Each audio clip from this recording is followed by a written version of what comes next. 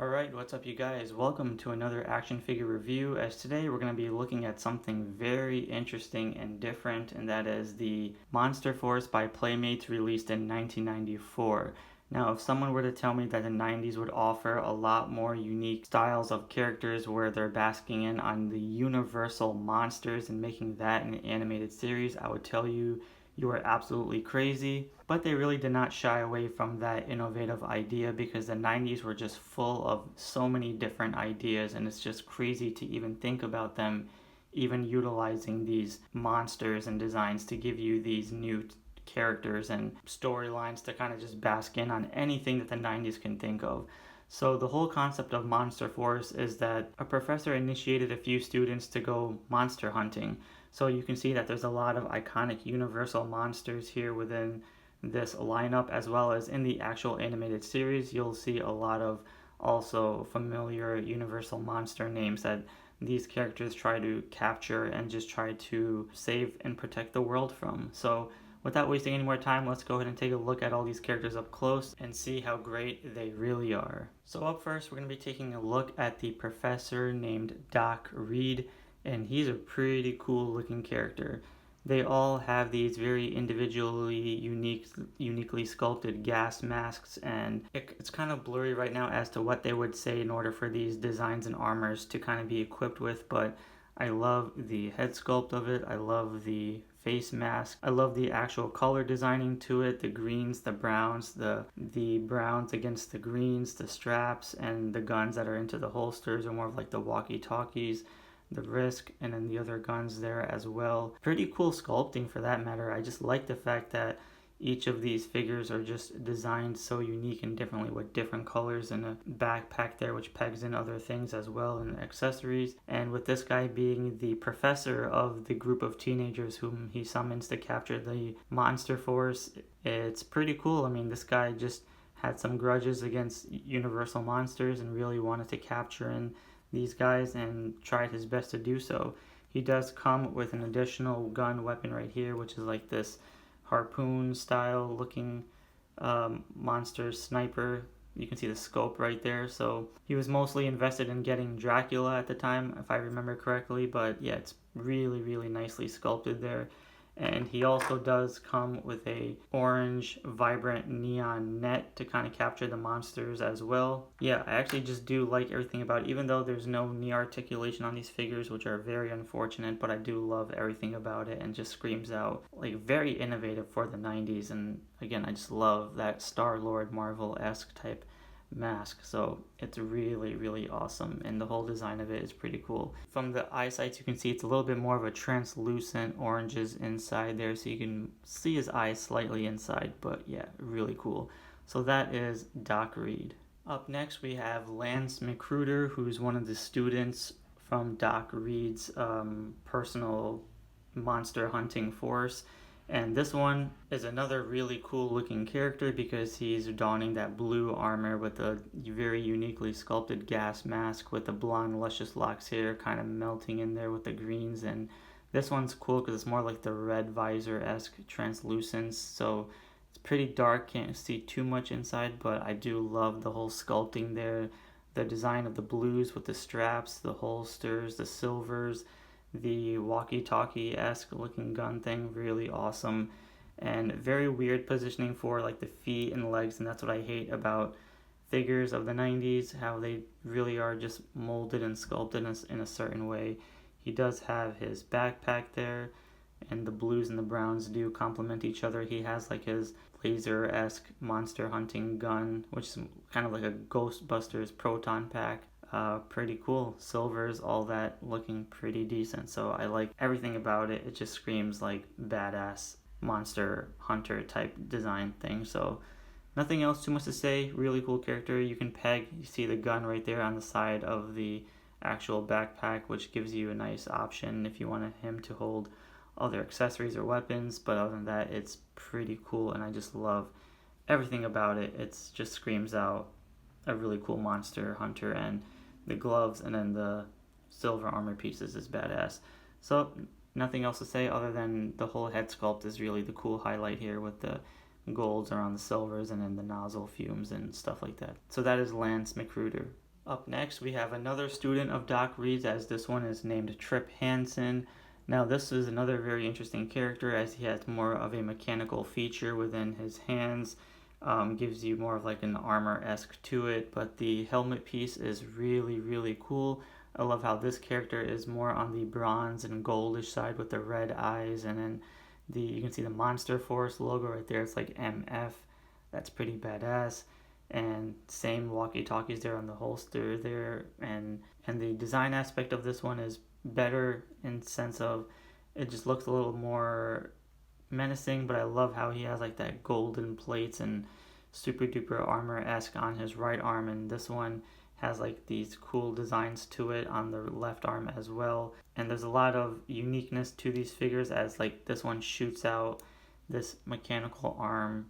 It's pretty cool. He does utilize this feature in the actual animated series, which I do like, and I just love how there's even pouches there on the back, and the sculpted gold pouches there on the belt, the browns, the boots. Everything about it just screams out freaking awesome, and I absolutely love it.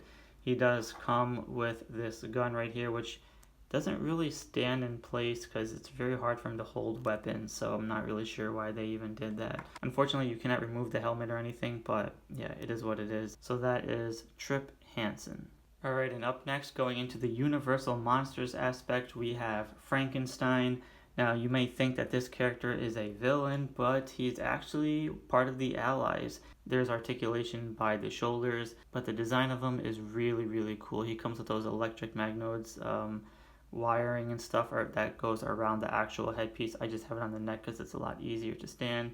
But the multi-shadings of the yellows and oranges, the veins popping out, and you can see the multi-colors of the dark greens and lime greens and faded greens with the reds and the black hair, giving you that whole Frankenstein-esque look is pretty cool. I love the greens and boots, and then the pants. No articulation there. Again, unfortunate. Some veins sticking out. They did not create the mummy, which is very unfortunate, but the fact that they gave us Frankenstein is even better. And the high collar piece, really cool. And he is a very strong asset to the team, so he's more like the brute force, the strongest team member, and really does help the Monster Force. Nothing else to say there other than it's a pretty cool character and a great asset to the team. So that is Frankenstein.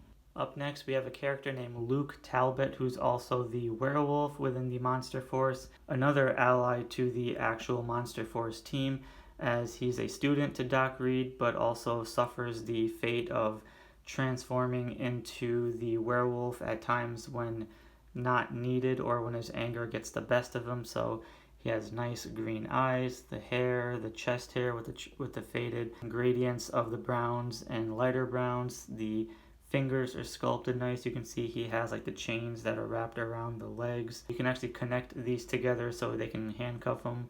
He has the Monster Force logo there. I love the metallic purple pants. It does add some really nice detail. The feet looking pretty cool. Toenails painted very well with the little minor sculpting there on the bottom of the toes there and feet. Some very minor sculpting of hair on the forearms. The vest to show you that he ripped half of his clothing, and you can just see how it's like nicely ripped edges, and on the back with the luscious locks and browns and more hair fading from the forearms there. But the facial expression is freaking awesome. I love the teeth, and I just love everything about it, and just screams out a really cool looking werewolf. I believe he also does come with one of those laser weapons, but I don't necessarily use it with him. So that is Luke Talbot, aka Werewolf. Up next, we have the creature from the Black Lagoon, and he's one of my favorites within this as well, because as a villain of the show, he's freaking badass. I love the color scheme, I love the designs of it, I love the gradients of the teals, the light blues, the greens, the facial expression, the golds, the yellows, all that really does pop out, and the sculpting on this figure is just phenomenal. I love everything about it. He's actually one of the best of the Universal monsters, and he is the villain from the show as well. So you can just see a lot of the nice sculpting there on the back spine there, nice line work and sculpting. Give you more of those scales from the underwater world, and all that just looks beefy and awesome. I just wish that this figure had more articulation other than those nasty waist joints, but everything about it just screams really cool. And you can see he has like the red tongue, the nice menacing yellow eyes, the contrast between the greens and the blues all coming very well and nicely done, and everything just has a really cool addition to detail and gives you like that little webbed arms, gives you like that webbed fingers. The blues and greens and yellows really do mix together well. He does come with this harpoon staff, which springs out in action, which is still pretty cool, but don't really need it because, I don't know, I'm not really a fan of it. And he does come with this crystal style thing, which I'm not too sure what this is all about, but don't really need it. However, the real highlight here is really just the actual figure itself, and everything about it just screams like a really cool universal monster. So nothing else too much to say here other than he's probably my favorite villain within the Universal Monsters team, and yeah, I just absolutely love it. So that is the creature from the Black Lagoon. Alright, and last but not least, we have the Prince of Darkness, aka Dracula, and he is the main villain of the animated series, and he looks pretty cool. You can see he's got the bat hanging there from the high collar piece. The facial expression is pretty dope. I love the vampire teeth, the red eyes, the bushy eyebrows, that nice hairstyle, the really cool outfit with the white puffy shirt, the gold vest, and the little gold and then the red wrapping around the chest there with little buttons, black pants, and then the cape as well, giving you that Dracula-esque vibe. It's really, really awesome. Even though I love the bat has like a little rips there on the wings, very nice attention to detail. The nails are colored like this brownish purple. I love the creases on the pants. The shoes are really good, and back of the cape, nothing else there, just molded plastic, but very nicely done. He does come with a pet mouse or rat that's like in this neon orange color, and then he also comes with this cross piece, which is pretty cool and self-explanatory for a character like Dracula. But he also comes with this spider as well, which was hanging inside his actual chest piece. But yeah, it's really cool that they even gave us these other additional bugs and stuff. So yeah, pretty badass.